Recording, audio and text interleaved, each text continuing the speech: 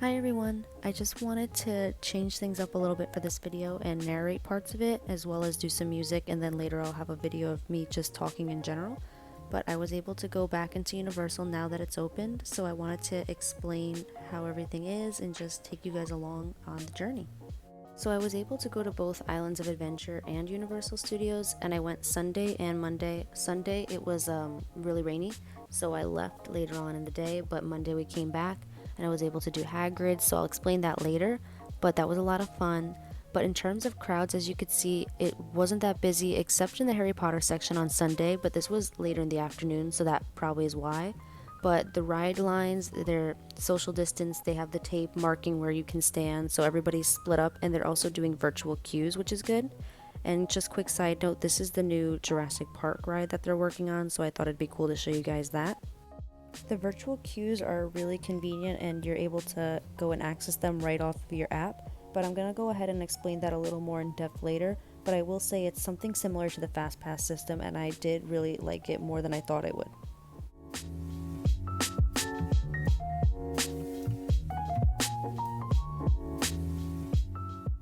On day one, we were actually able to get on the queue for Hagrid. We had a virtual pass, but unfortunately, as you guys are going to see, it started really raining and they closed for the rest of the day. So we ended up getting passes, which we were able to use the next day.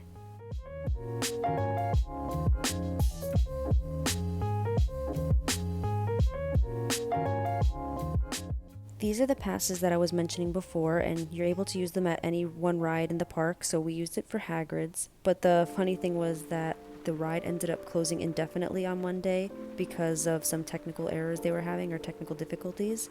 But we were able to then go again later because they gave us a new pass, and we were finally able to go on later on the day. We also grabbed lunch this day at the park, and as you could see, they had it split out. This was the outdoor seating for Confisco's, I think it's called, or Confisco Grill, and they had everything spread out. We couldn't eat inside this day, but we ate outside, and we each got a banh mi sandwich, and it was really good, so I would highly recommend it. If you're over there, definitely check that out.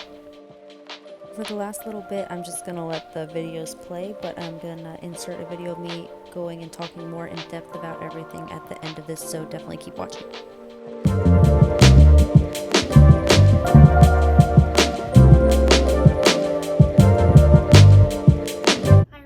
So I just wanted to go ahead and talk about the whole Universal experience now that it's open after the virus.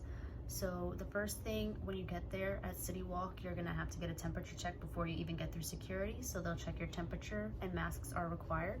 And then from there you'll go through security like normal, and then you can walk right through City Walk. And then when you get to the parks, you pick whichever one you're doing. And for annual pass holders, they're not doing the fingerprint check anymore. I know if you had one, you used to put your fingerprint down and they would scan it and then let you in.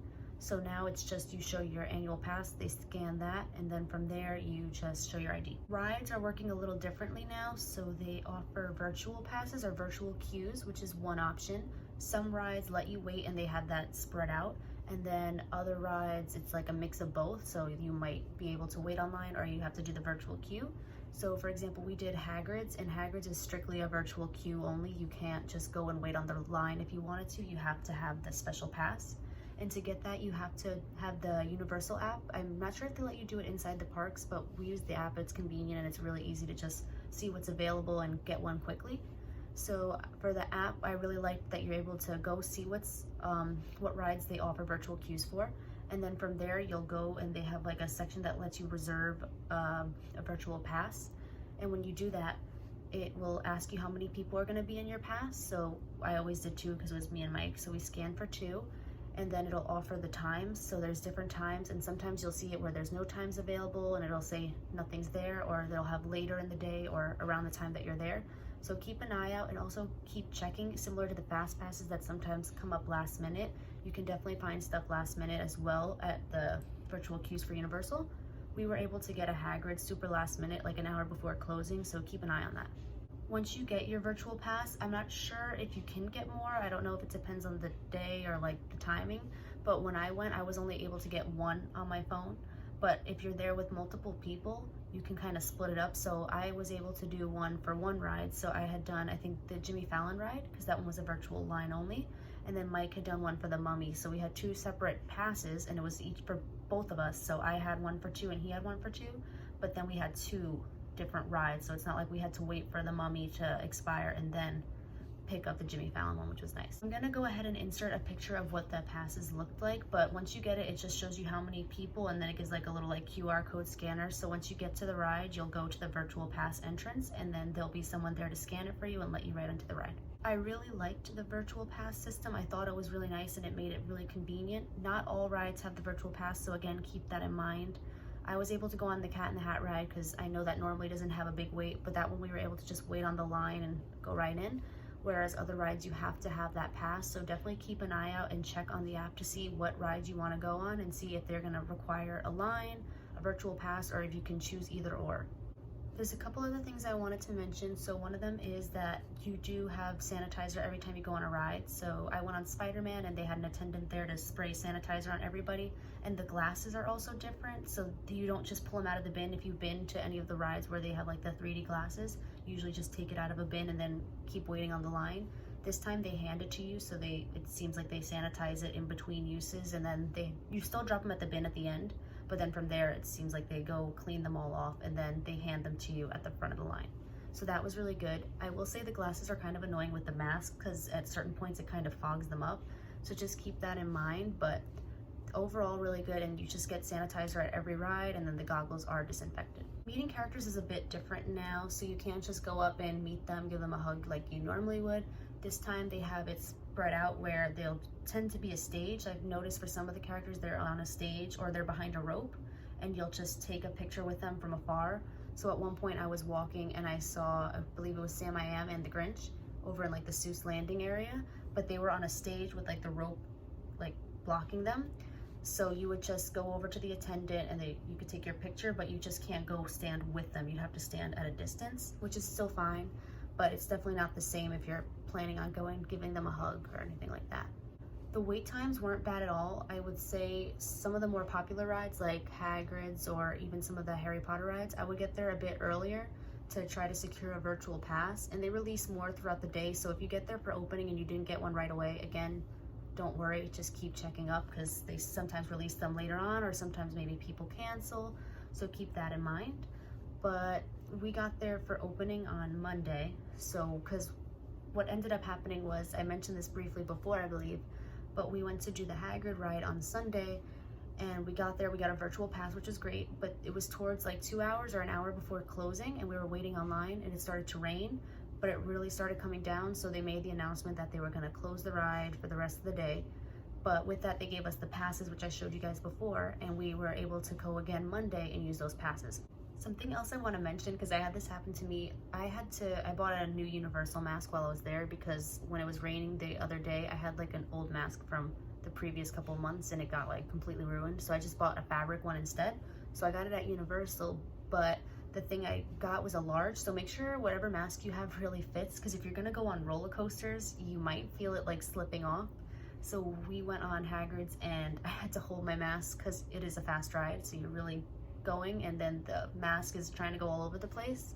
So what I ended up doing is tying the little straps that go around your ears, like I knotted it, so then when I went on Hulk it was totally fine. But just keep in mind, make sure you have some mask that fits well, because you have to wear them. You can't take them off, even if it's a roller coaster. I originally thought maybe because of Hulk they wouldn't make you wear one, because I know you go upside down, but you do have to wear it. So make sure you have face gear that's really comfortable and not going to slide off your face. In terms of restaurants and food, I would say it's comparable to most other restaurants if you've been out or anything recently to some of the restaurants. I know in Orlando they've slowly started opening them at different capacities. But we went to Confisco's Grill, I believe it's called, and they only did outdoor seating that day. I don't know if it was just for that day or if that's how they're starting off. So they had us in the outdoor area and they split up the tables so you're not bunched together.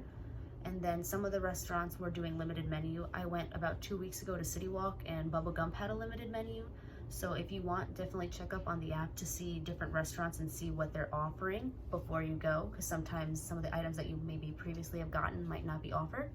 And they're also doing mobile ordering. I didn't really look too in depth in that, but I did see signs around for different spots that you can get food mobile ordered, which is similar to how Disney does it. Overall, I really had a fun time. I feel like they're doing a great job at making sure everyone's safe and social distancing. They have sanitizer, they're requiring the mask, the temperature checks, so I think they're doing a great job. And even things like the rock wall, I've seen that they were like sanitizing it in between uses. Like you could pay, I believe it's like $10 to go on a rock wall over in the Jurassic Park section. So if someone goes on it after that, they were sanitizing it, which is great. So if you feel comfortable going, they do have precautions in place to make sure you're safe, such as the masks and everything, but not too crazy wait times. I don't know if it's just because they just opened or if it's still with everything because people can't fully travel. But if you're in the area and you feel comfortable going, I would give it a shot. But again, make sure you're staying safe and you have all the proper equipment you need. But I really enjoyed myself. I think the virtual lines were really good. They worked way better than I thought they would. Originally, I wasn't really sure about them. I know the FastPass system I like, but I knew this was something a bit different. But I enjoyed it. I was able to go on all the rides I wanted, and there weren't too many wait times, and crowds were not a big deal. They were not many people, so I was able to go without feeling crowded like normally at a theme park during the summer. I hope you guys enjoyed this video. Please let me know what you want to see next. If you want more Universal content, Disney content.